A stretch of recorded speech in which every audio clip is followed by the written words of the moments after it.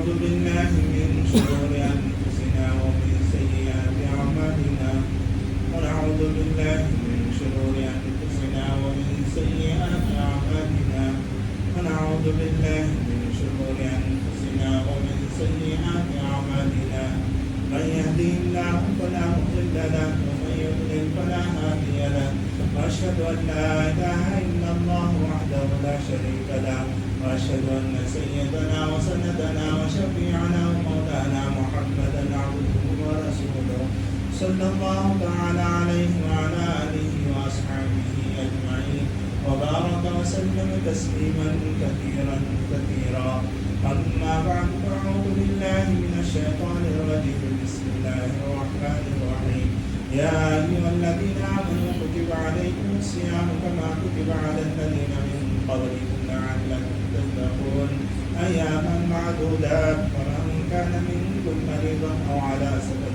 فعدة من أيام أخر وعلى الذين يطيقونه فدية طعام مسكين ومن تطوع خيرا فهو خير له وأن تصوموا خير لكم إن كنتم تعلمون وقال تعالى شهر رمضان وقال تعالى يا أيها الذين آمنوا اتقوا الله وكونوا مع الصادقين وقال تعالى يا أيها الذين آمنوا إن تتقوا الله يجعل لكم فرقانا ويكفر عنكم سيئاتكم ويغفر لكم والله ذو الفضل العظيم وقال رسول الله صلى الله عليه وسلم اللهم صل لي لرمضان وسلمه لنا وتسلمه منا متقبلا أو كما قال عليه الصلاة والسلام رب اشرح لي صدري ويسر لي أمري واحلل عقدة من لساني يفقهوا قولي اللهم صل على محمد وعلى آل محمد كما صليت على إبراهيم وعلى آل إبراهيم إنك حميد مجيد اللهم بارك على محمد وعلى آل محمد كما باركت على إبراهيم وعلى آل إبراهيم إنك حميد مجيد. میرے محترم معزز سامعین کرام، جیسا کہ آپ کو معلوم ہے انشاءاللہ کل یا تراویح شروع ہو جائے گی. رمضان بہت قریب ہے. حضرت سلمان فارسی رضی اللہ تعالیٰ عنہ فرماتے ہیں کہ نبی کریم صلی اللہ علیہ وسلم شعبان کے آخری دنوں میں سارے صحابہ کو جمع کیا اور یہ ارشاد فرمایا میرے صحابہ دیکھو ایک بہت بڑا مہینہ بہت مبارک مہینہ پر سایہ فکر ہونے والا ہے اور اس کی جو اہمیت تھی وہ بتائی کہ ان دنوں کے اندر رمضان المبارک کے اندر رہتے ہوئے ایک فرض پڑیں گے تو غیر رمضان میں 70 فرض جو پڑھتے ہیں اس کے برابر رمضان المبارک میں ایک فرض پڑھنے کا ثواب ملے گا. اور اسی طریقے سے یہ بھی ارشاد فرمایا کہ غیر رمضان میں جو نفل پڑھتے ہیں وہ نفل پڑھے گا تو رمضان المبارک میں نفل پڑھے گا تو اس کو فرض کے برابر ثواب ملے گا. اور اسی طریقے سے یہ بھی ارشاد فرمایا جو کوئی روزے دار کو روزہ افطار کرائے اللہ تبارک و تعالیٰ اسے جہنم سے چھٹکارا عطا کر دیتے ہیں. صحابہ نے کہا یا رسول اللہ صلی اللہ علیہ وسلم ہر کوئی اتنی طاقت کہاں رکھتا ہے کہ جو ہر کسی کو سیراب کرا دے. تو اللہ کے نبی صلی اللہ علیہ وسلم نے فرمایا سیراب کرنا ہی نہیں ہے، اگر کسی نے ایک کھجور دیا، ایک کھجور سے افطار کرایا یا پانی سے اس کو افطار کرایا تو جب بھی یہ ثواب اس کو ملے گا کہ اللہ تبارک و تعالیٰ جہنم سے اسے چھٹکارا عطا فرما دے. اور یہ بھی ارشاد فرمایا کہ یہ مہینہ رمضان المبارک کا مہینہ یہ شب قدر کا مہینہ ہے. شب قدر کیا چیز ہے؟ اللہ نے فرمایا اِنَّا أَنزَلْنَاهُ فِي لَيْلَةِ الْقَدْرِ وَمَا أَدْرَاكَ مَا لَيْلَةُ الْقَدْرِ لَيْلَةُ الْقَدْرِ خَيْرٌ مِّنْ أَلْفِ شَهْرٍ. لَيْلَةُ الْقَدْرِ کیا معلوم ہے آپ کو؟ لَيْلَةُ الْقَدْر جانتے ہیں لیلۃ القدر وہ شب ہے جو 1000 مہینوں سے بھی افضل ہے. یہ ایک رات کی عبادت، 1000 رات کی 1000 مہینوں کی عبادت سے بھی بڑھ کر 83 سال اگر کوئی عبادت کرے جو جتنا ثواب مل سکتا ہے، وہ شب قدر میں صرف ایک رات میں عبادت کر دے تو 83 سال جو عبادت کرنے کا ثواب ملے گا وہ مل جائے گا. اور یہ بھی ارشاد فرمایا اللہ کے نبی صلی اللہ علیہ وسلم نے کہ اولہ رحمہ، کے شروع کے 10 دن وہ کیا ہے؟ رحمت کے دن ہیں. وَأَوْسَطُهُ مغفرہ، اور اس کے درمیانی دن اللہ تبارک و تعالی مغفرت فرما دیتے ہیں. وَآخِرُهُ نجات من النار، اور آخری عشرہ اللہ تبارک و تعالی دوزخیوں سے بہت سارے لوگوں کو چھٹکارا دلا دیتے ہیں. اور یہ بھی ارشاد فرمایا کہ اللہ کے نبی صلی اللہ علیہ وسلم نے کہ یہ مہینہ لوگوں کا بوجھ کم کرنا کا ہے.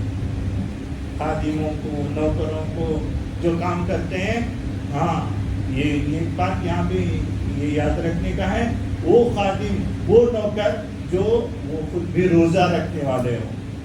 یہ نہیں کہ وہ خادم اور نوکر ہوں، روزہ نہ رکھتے ہوں اور ان کو چھٹکارا مل جائے، یہ کیسا ہو سکتا ہے؟ اچھا، اور اسی طریقے سے اور بھی فضیلتیں بتائیں. اور یہ مہینہ ان کے بارے میں بتایا کہ یہ صبر کا مہینہ. کس پر صبر کرنا؟ کہ دھوپ کی شدت ہے، پیاس لگ رہی ہے تو اس کو بھی صبر سے برداشت کرنا، واویلا نہیں مچا لینا. بھوک پیاس زیادہ لگ گئی تو واویلا نہیں مچانا، صبر کرنا. اور اسی طریقے سے بھوک کی شدت کی وجہ سے طبیعت میں چڑچڑا پڑا سکتا ہے، اس کو بھی نہ صبر سے برداشت کرنا. ہر کوئی ہمارے ساتھ لڑنے کے لیے آتا ہے. ایک حدیث میں آتا ہے اللہ کے نبی صلی اللہ علیہ وسلم ارشاد فرماتے ہیں جو کوئی تم سے آ کر لڑے تو اسے یہ کہہ دیں کہ انی صائم، میں روزے سے ہوں، میں نہیں لڑ سکتا. یہ صبر کا مہینہ ہے اور ہمدردی و غمخواری کا مہینہ ہے. اس مہینے میں معلوم ہوتا کہ جیسا کہ ہم بولتے نہیں، گھروں میں جا کر ہم کیا کہتے ہیں؟ کھانے کے لیے کیا ہے؟ پوچھتے نا، کھانے کے لیے کیا ہے؟ بعض گھر ایسے بھی ہیں میرے دوستو جو جا کر گھر میں سوچتے ہیں کہ کھانے کے لیے کچھ ہے. ہم تو سوچتے ہیں کہ کھانے کے لیے کیا ہے، پوچھتے ہیں نہیں، یعنی اتنے آئٹم ہیں ہمارے گھر کے اندر. لیکن دوسرے ایسے بھی گھر ہیں کہ کچھ ہے ہی نہیں ان کے گھر میں، وہ سوچتے رہتے کہ کیا ہے کھانے کے لیے، کچھ مل سکتا ہے کیا. تو ان کے ساتھ ان کے جو دن گزرتے ہیں، ان کے ایام جو گزرتے ہیں اور ان کا جو گھر کا گزران چلتا ہے، اس کے ساتھ ہمارا بھی ہے نا، ہمیں پتہ چلتا ہے کہ یہ کیسا ہو سکتا ہے. تو میرے دوستو، یہ رمضان المبارک میں اور کیا کرنا؟ اللہ کے نبی صلی اللہ علیہ وسلم نے فرمایا 4 چیزیں ضرور کرنا چاہیے. ایک چیز تو یہ ہے کہ تم لا الہ الا اللہ کی کثرت کرو، کلمہ کی کثرت کرتے رہو، لا الہ الا اللہ، لا الہ الا اللہ، لا الہ الا اللہ. اور اسی طریقے سے ان دنوں میں استغفار کی کثرت کرو، استغفر اللہ، استغفر اللہ، استغفر. اور اللہ کے نبی صلی اللہ علیہ وسلم نے فرمایا یہ بھی کرو کہ جنت کو طلب کرو اللہ سے، اور یہ بھی کرو کہ اللہ سے جہنم سے پناہ مانگو. یہ 4 چیزیں ضرور کرنا چاہیے. اللہ کے نبی صلی اللہ علیہ وسلم نے ہمیں ارشاد فرمایا میرے دوستو. ہاں، ان دنوں کے اندر اور ایک بات میں یہاں کہہ دینا چاہتا ہوں، جب رمضان المبارک شروع ہو تو سب سے پہلے تیاری کیا کرنا چاہیے؟ تو میں یہاں پہ ایک بات میں بتاؤں. ایک صحابی ہیں حضرت عبداللہ بن عمر، یہ نوجوان صحابی، یہ بہت زیادہ روزہ رکھنے والے، عبادت کرنے والے، دن رات عبادت کرتے رہتے، صبح و شام عبادت نہیں کرتے. اور جب ان کی شادی ہوئی نا، شادی ہو کو جو پہلا دن ہوتا ہے نا، دلہن کے ساتھ جو نبھانا ہوتا ہے، اس دن کیا ہوا؟ یہ شادی ہوئی ہے اور یہ گئے ہیں، رخصتی بھی ہو گئی دلہن کی، لیکن یہ آئے گھر کے اندر، روم کے اندر آئے اور جاگرس بچھائے، اللہ اکبر، نماز شروع کر، ساری رات تو نماز پڑھنے میں گزار دی۔ تو اللہ کے نبی صلی اللہ علیہ وسلم نے انہیں سے فرمایا کہ دیکھو روزہ ایسا نہ رکھا کرو، میں جس طریقے سے روزہ رکھتا ہوں اس طریقے سے روزہ رکھا کرو، مہینے میں 3 دن، اور اسی طریقے سے پیر اور جمعرات کو ایسا روزہ رکھا کرو۔ انہوں نے کہا یا رسول اللہ میں اس سے بھی زیادہ طاقت ہے مجھے۔ تو اللہ کے نبی صلی اللہ علیہ وسلم نے فرمایا اگر اس سے بھی زیادہ طاقت ہے تمہیں تو ایسا کرو کہ تم یہاں کر ہے نا حضرت داؤد علیہ السلام کی جو دعوت روزہ کہتے ہیں وہ رکھا کرو، یعنی ایک دن روزہ رکھتے تھے اور ایک دن افطار کرتے تھے، اور وہ قرآن پاک پڑھنے کے بھی حریص۔ انہوں نے کہا کہ میں دن رات میں ختم کر سکتا ہوں، دن میں ختم کر سکتا ہوں، رات میں ختم کر سکتا ہوں۔ اللہ کے نبی صلی اللہ علیہ وسلم نے فرمایا نہیں ایسا نہیں، 10 دن میں ایک بار ختم کرو۔ انہوں نے کہا یا رسول اللہ میں اس سے بھی زیادہ طاقت ہے۔ انہوں نے کہا اللہ کے نبی صلی اللہ علیہ وسلم نے فرمایا ہفتے میں ایک بار ختم کرو۔ انہوں نے کہا یا رسول اللہ اور زیادہ مجھے طاقت ہے، تو اللہ کے نبی صلی اللہ علیہ وسلم نے فرمایا آخری درجہ یہ ہے کہ تم 3 دن میں ایک بار ختم قرآن کرو، اس سے زیادہ نہیں۔ اور بیوی کا بھی حق، تو بیوی کے بارے میں بھی سمجھایا۔ وہ صحابی فرماتے ہیں کہ ایک صحابی آنے والے تھے، تو اللہ کے نبی صلی اللہ علیہ وسلم نے یوں ارشاد فرمایا کہ یہ جو اب آنے والے صحابی ہیں نا وہ جنتی ہیں۔ تو یہ صحابی ایک انصاری صحابی وہاں سے آ نکلے، تو انہوں نے دیکھا یہ تو کچھ بھی نہیں لگتے ہیں، ان کے بارے میں اللہ کے نبی صلی اللہ علیہ وسلم فرماتے ہیں یہ جنتی ہے۔ کہنا تو یہ چاہیے تھا جو ہر وقت عبادت میں لگا رہتا ہے، ہر وقت قرآن پڑھنے میں لگا رہتا ہے، ہر وقت رات بھر جاگنے میں لگا رہتا ہے، اللہ کی یاد میں لگا رہتا، ہر وقت روزہ رکھنے کے لیے حریص رہتا، اس کے بارے میں یہ کہنا چاہیے تھا۔ یہاں تو ایک صحابی، ایک نارمل صحابی آتے ہیں اور ان کے بارے میں اللہ کے نبی صلی اللہ علیہ وسلم فرماتے ہیں کہ یہ جنتی ہے۔ تو اس دن اس رات میں ان صحابی نے حضرت عبداللہ بن عمر نے ان سے کہا چچا میں آپ سے کچھ بات کرنا چاہتا ہوں۔ بیٹا بولو کیا ہے؟ انہوں نے کہا دیکھو میرے باپ سے لڑائی ہو گئی ہے، انہوں نے مجھے نکلوا دیا ہے، میں آپ گھر میں رہنا چاہتا ہوں، آپ رکوا دیجیے۔ ٹھیک ہے آؤ، لے کر گئے گھر میں۔ انہوں نے یہ سوچے کہ رات بھر عبادتیں کرتے رہیں گے، رات بھر یہ ذکر میں رہیں گے، رات بھر یہ تلاوت کرتے رہیں گے۔ دیکھا کہ عشاء کی نماز ہوئی، عشاء کی نماز کے بعد گھر کو گئے، گھر میں جانے کے بعد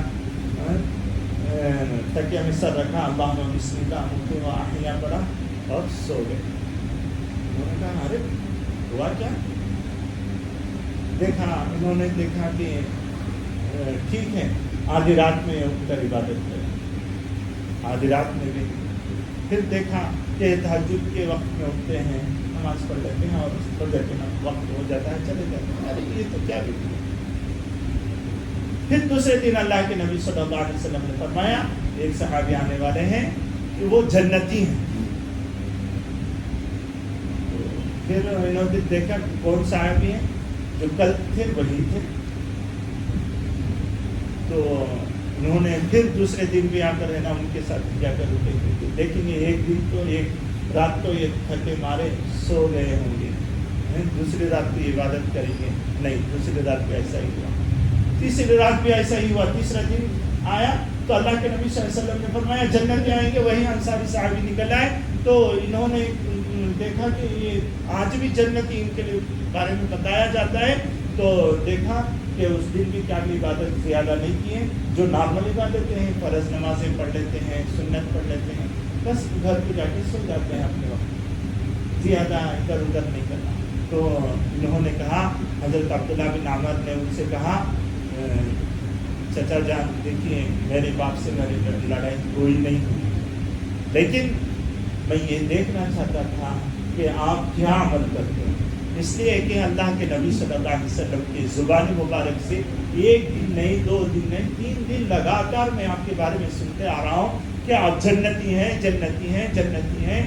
آخر آپ کا عمل ایسا کون سا عمل ہے کہ جس کی وجہ سے اللہ کے نبی صلی اللہ علیہ وسلم دنیا کی زندگی میں آپ کو جنت کی بشارت سنا رہے ہیں اور بار بار سنا رہے ہیں؟ کیا ہے آپ کے پاس ایسا کون سا ایسا عمل ہے آپ کے پاس؟ تو اللہ کی وہ صحابی نے کہا بیٹا دیکھو میں جب بھی سوتا ہوں تو یہ کام کر کے سوتا ہوں۔ وہ کام کیا؟ کسی مسلمان تو کیا کسی کے بارے میں کینہ رکھ کر نہیں سوتا، میں سب کو بھی معاف کر کے سوتا ہوں۔ جب سب کو بھی میں معاف کر دیتا ہوں اور کسی کے بارے میں میرے دل میں یہ نہیں انہیں ایسا کیا میں اسے ایسا بدلا لینا، اس کے بارے میں کینہ رکھا نہیں، اس نے میرے ساتھ ایسا کیا نہیں، سب کو بھی معاف کر دیتا ہوں، پھر سب سوتا ہوں۔ یہی ایک عمل ہے میرے دوستو، صاف رکھنا، دل صاف کرنا۔ دل ہے نا یہ آخرت کی چیز ہے، جتنا اس کو صاف شفاف بنائیں گے نا اتنا ہی ہم کو اگر نا عبادت میں، اللہ کے احکامات میں، نبی اکرم صلی اللہ علیہ وسلم کی سنتوں میں، سب میں ہم کا ہے نا دل لگنا شروع ہوگا، ورنہ تو یہ دل قبول نہیں کرے گا۔ اگر حدیث میں آتا ہے اللہ کے نبی صلی اللہ علیہ وسلم ارشاد فرماتے ہیں بندہ جب یہ گناہ کرتا ہے تو دل میں ایک سیاہ نقطہ بیٹھ جاتا ہے، اگر وہ توبہ کر لے تو سیاہ نقطہ مٹ جاتا ہے، پھر وہ توبہ نہ کرے اور پھر گناہ کرے تو اور ایک سیاہ نقطہ بیٹھ جاتا ہے، اگر توبہ نہ کرے تو یہ اور سیاہ نقطہ بیٹھتا جاتا ہے، جتنا گناہ کرتا جاتا ہے اتنا سیاہ نقطہ بیٹھتے جاتے ہیں۔ ایک بار ایسا ہوتا ہے کہ پورا دل سیاہ کا سیاہ بن جاتا ہے اور اس کے بعد آ کر ہے نا وہ کیا ہو جاتا ہے، کوئی چیز قبول کرنے کے لیے تیار نہیں، آخرت کی کوئی چیز تیار نہیں ہوتا۔ تو میرے دوستو دل کو صاف کرو، ایک کام تو یہ کرنا ہے، اور دوسرا کام یہ کرنا ہے ہمیں رمضان المبارک جو آ رہا ہے، ایک تو ہر کسی کو معاف کر دینا ہے، کوئی کسی کا نہ ہو، اور دوسری چیز یہ کرنا ہے کہ ہمارے گھر کے اندر کوئی حرام کی چیز نہ ہے، حرام کا کوئی مال نہ ہے، جھوٹ بول کر، دغا دے کر، دوسرے کسی کو دھوکہ دے کر ایسا کوئی مال نہ ہے ہمارے گھر کے اندر۔ 1 روپے کی چیز ہو، 1 لاکھ روپے کی چیز ہو، کوئی چیز ہمارے گھر کے اندر حرام کی نہ ہے، جھوٹ بول کر ہو، دھوکہ دے کر ہو، دغا دے کر ہو، دوسروں کو آ کر ہے نا دوسروں کا مال مار کے آیا ہو، ہرگز نہ آئے ہمارے گھر کے اندر۔ حلال روزی، بالکل حلال روزی ہو، اور پورا کا پورا حلال سحری کے لیے بھی انتظام کریں اور افطار کے لیے بھی وہی انتظام کریں۔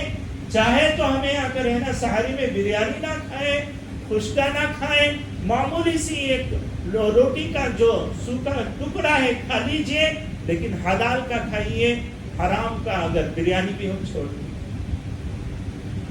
رمضان المبارک کا مہینہ ہے، ہر دنوں میں تو ہمیں حرام کا بچنا ہی چاہیے، لیکن خاص طور پر رمضان المبارک کے مہینے میں دیکھیے کہ ہم کیا کر رہے ہیں کیا نہیں کر رہے۔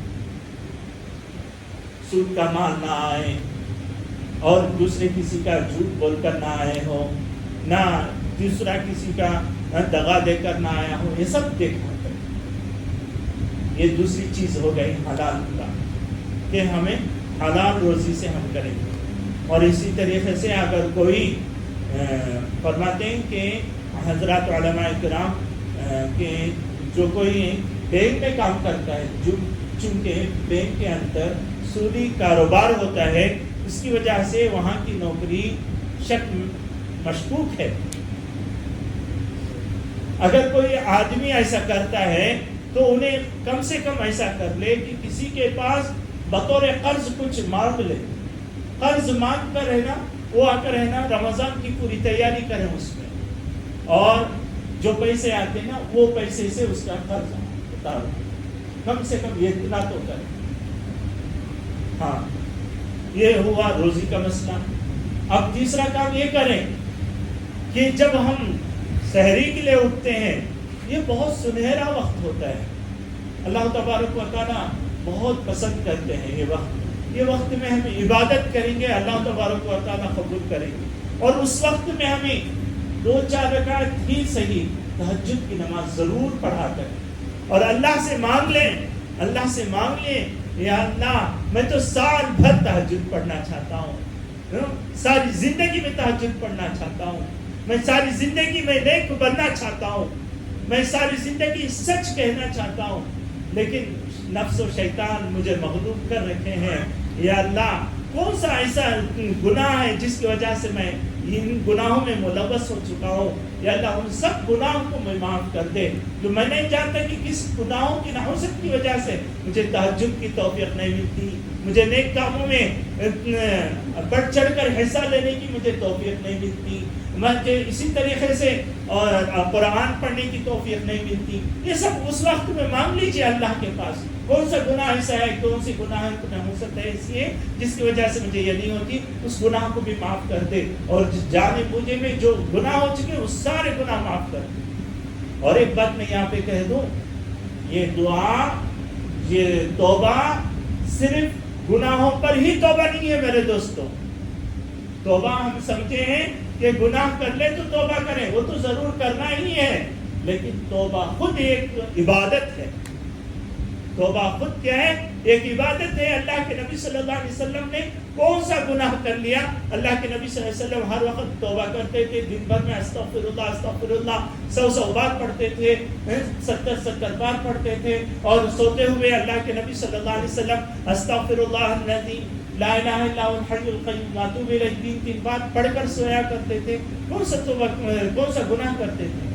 تو معلوم ہوا کہ یہ توبہ خود ایک عبادت ہے، اس لیے ہر کوئی کسی کو کرنا چاہیے میرے دوست. ہاں، اور اسی کے بعد افطاری کا وقت آیا.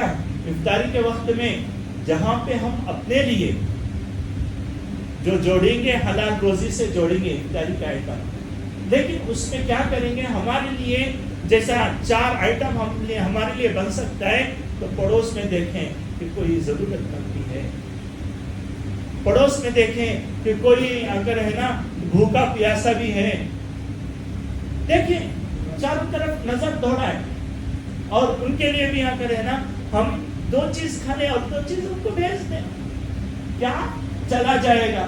اللہ کے نبی صلی اللہ علیہ وسلم فرماتے ہیں ایک کھجور سے کسی کو افطار کرا دے، ایک گلاس پانی کسی کو پلا دے، اللہ تعالیٰ اس کے جہنم سے چھٹکارا دے دیتے ہیں. کتنی بڑی نیکی ہے یہ افطار کرنے کے وقت. اور افطار کے وقت میں پورا وقت اسی میں نہیں گزار دینا کہ افطاری کی تیاری میں لگے، بلکہ افطاری کے لیے ہم جلدی سے جلد جتنا جلد ہو سکے تیاری کر کے رکھ کے اس کے بعد جو وقت ملتا ہے افطار تک، وہ وقت دعا کی قبولیت کا وقت ہوتا ہے. اللہ کے نبی صلی اللہ علیہ وسلم فرماتے ہیں اس وقت میں کتنے کی جہنمیوں کو اللہ تبارک و تعالیٰ جہنم سے آزاد فرما دیتے ہیں. ایک حدیث میں نے پڑھا کہ 90 لاکھ آدمیوں کے ایک دن میں مغفرت فرماتے ہیں. تو میرے دوستوں ہمارا بھی اس میں نام آ جائے، ہم توبہ کریں، اللہ سے دعائیں کریں، جہنم سے آزادی کا پروانہ ہمیں مل جائے.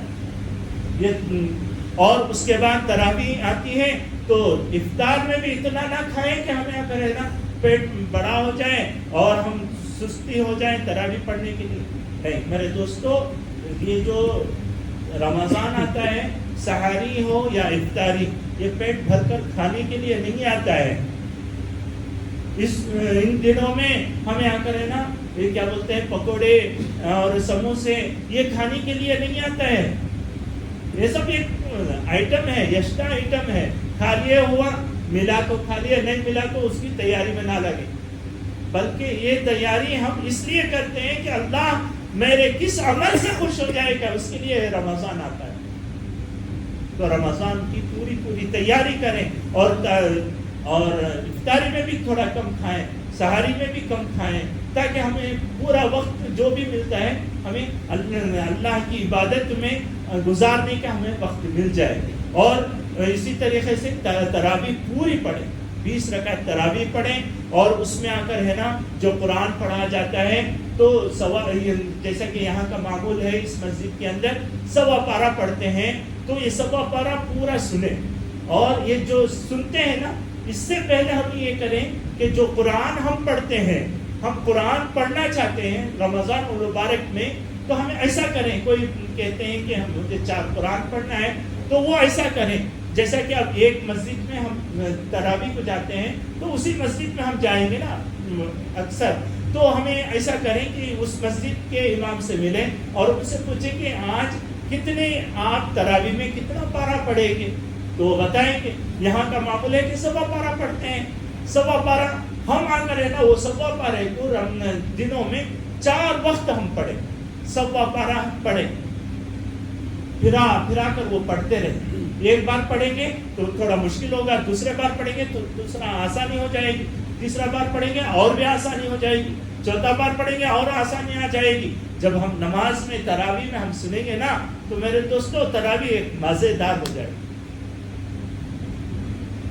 ہاں یہ کر دیکھو انشاءاللہ، 1 سال ایسا کر کے دیکھو. اچھا، اور دوسری بات آ کر ہے نا رمضان المبارک کے موقع پر ہم آ کر ہے نا بہت ساری چیزیں جیسا کرتے ہیں، تو ہر چیز میں ہمیں یہ دیکھنا چاہیے کہ میں جو کام کرنا چاہتا ہوں یہ اللہ کو پسند ہے کہ نہیں ہے. اللہ کو پسند ہے تو وہ کام کریں گے، اللہ کو نہ پسند ہے تو اس سے رک جائیں گے. اچھا، اور ایک بات، رمضان المبارک میں ہم بہت بزی رہتے ہیں، کوئی کام کرنا نہیں ہوتا، تو کم سے کم اتنا کریں کہ جو اذان ہم سنتے ہیں نا، گھر میں نہیں، دکان میں نہیں، کاروبار میں نہیں، بلکہ ہم مسجد میں سنیں گے. 5 اذان مسجد کے اندر آ کر سنیں گے، اور اذان کے بعد سے نماز تک جو وقت ملتا نا اس وقت میں ہم عبادت کریں گے تو بہت سارے ہماری عبادتیں ہو جائیں گی انشاءاللہ. کریں گے نا انشاءاللہ میرے دوستو. ایک سے ایک آسان طریقے آتے جاتے ہیں. تو میرے دوستو اتنا تو کر لو کہ اذان مسجد میں آ کر سنیں، گھروں میں نہیں، دکانوں میں نہیں. ہمیں تو وقت معلوم ہوتا ہی ہے نا. ہاں، تو انشاءاللہ ہمیں آ کر ہے نا مسجد میں آ کر سنیں گے انشاءاللہ، یہ کام کریں گے. اچھا، ہماری مسجد میں ماشاءاللہ جیسا کہ پچھلے سالوں کی طرح جو سحری کی انتظام کیا کرتے تھے کہ وہ حضرات کے لیے جو بیچلر ہیں، جو فیملی کے ساتھ رہتے ہیں لیکن ان کو سحری کا انتظام کرنے کے لیے ان کو مشکل ہوتی ہے، تکلیف ہوتی ہے. اور اسی طریقے سے اور جو حضرات ہیں جنہیں آ کر ہے نا سحری کے لیے کہیں ہوٹل نہیں ملتا، میسر نہیں ہوتا، کہیں انتظام ہوتا ہے کہیں انتظام نہیں ہوتا، ایسا بہت ساری پریشانیاں ہوتے ہیں. اس کی وجہ سے ہماری مسجد میں ماشاءاللہ سحری کا انتظام کراتے ہیں. تو انشاءاللہ اس سال بھی پچھلے 2 سال تو یہ پچھلے سال کی چند دن ان لوگوں کے لیے جن کے گھروں میں کوئی نہیں رہتے ہیں تو ان کے لیے انتظام ہے. اور الحمدللہ جیسا کہ پچھلے سال ہے نا چند حضرات کر رہے تھے، انشاءاللہ اس سال تو الحمدللہ کچھ کیا ہے کووڈ وغیرہ کا کچھ نہیں ہے. دعا کرے کہ اللہ تبارک و تعالیٰ یہ سب کچھ بھی نہ آئے. جو رمضان مل رہا ہے ہم کو یہ ہے نا پورا کا پورا سکون، عبادت سکون کے ساتھ، پورے اطمینان کے ساتھ پوری عبادتیں کرنے کی توفیق عطا فرمائے. تو سحری کا انتظام بھی ماشاءاللہ اس مسجد سے تیاری کرتے ہیں. جو کوئی سحری کرنا چاہتے ہیں وہ آئیں، میرے پاس نوٹ بک ہے، اس میں ہے نا نام لکھا کر چلے جائیں. اچھا، دوسرا اعلان یہ ہے کہ جیسا کہ ماشاءاللہ سحری کا تو ہو گیا اور افطاری کا جو انتظام ہونا ہے جیسے فروٹ وغیرہ، الحمدللہ ہماری اس مسجد کو جیسا کہ یمیہ بھی جو فروٹ منڈی میں ایک منڈی ہے وہاں سے الحمدللہ وہ افسر بھائی اور یاسین بھائی ہے نا یہاں بھیجتے رہتے ہیں. اس کا تو کوئی ضرورت نہیں رہتی ہے، الحمدللہ اس کا تو پورا انتظام رہتا ہے. تو انشاءاللہ 60-70 آدمی اور اس سے بھی زیادہ ہی الحمدللہ یہاں پہ آتے ہیں اور ان کے لیے سارا انتظام ہوتا ہے. اور اسی طریقے سے یہاں پہ آش وغیرہ کا بھی انتظام ہوتا ہے، گھروں کو بھی لے کے جاتے ہیں اور یہاں بھی انتظام ہو جاتا ہے. اچھا، اور یہ سب اور اسی طریقے سے اور دوسرے بھی جو انتظام ہونا ہے مسجد میں وہ سب الحمدللہ کرتے ہیں. تو اس کے اخراجات بھی ہوتے ہیں، مسجد کے انتظامی امور میں بھی اخراجات ہوتے ہیں اور یہ سب کرنا ہے. یہ سب کوئی حضرات اس میں حصہ لینا چاہتے ہیں وہ سب کو موقع بھی دیا جاتا ہے. وہ سب حضرات آئیں، وہ موقع لیں اور رسید ہونا تو ان کو رسید بھی مل جائے گا. الحمدللہ ہماری اس مسجد میں اللہ کا شکر ہے، اللہ کا احسان ہے کہ اللہ تبارک و تعالیٰ نے پورے اطمینان کے ساتھ سکون کے ساتھ یہاں پہ الحمدللہ تراویح کا اعمال بھی ہوتے ہیں، سحری کا بھی، افطاری کا بھی پورے ہوتے ہیں. دعا فرمائیں کہ اللہ تبارک و تعالیٰ یہ جو سال آنے والا ہے اس میں پورے اطمینان سکون کے ساتھ اور ہر کسی کو آسانی کے ساتھ یہاں پہ پورا انتظام میسر ہونے کا توفیق ہو. اللہ تبارک و تعالیٰ ہم سب کو کہنے سننے سے بڑھ کر عمل کی توفیق عطا فرمائے. آمین. وآخر دعوانا الحمدللہ.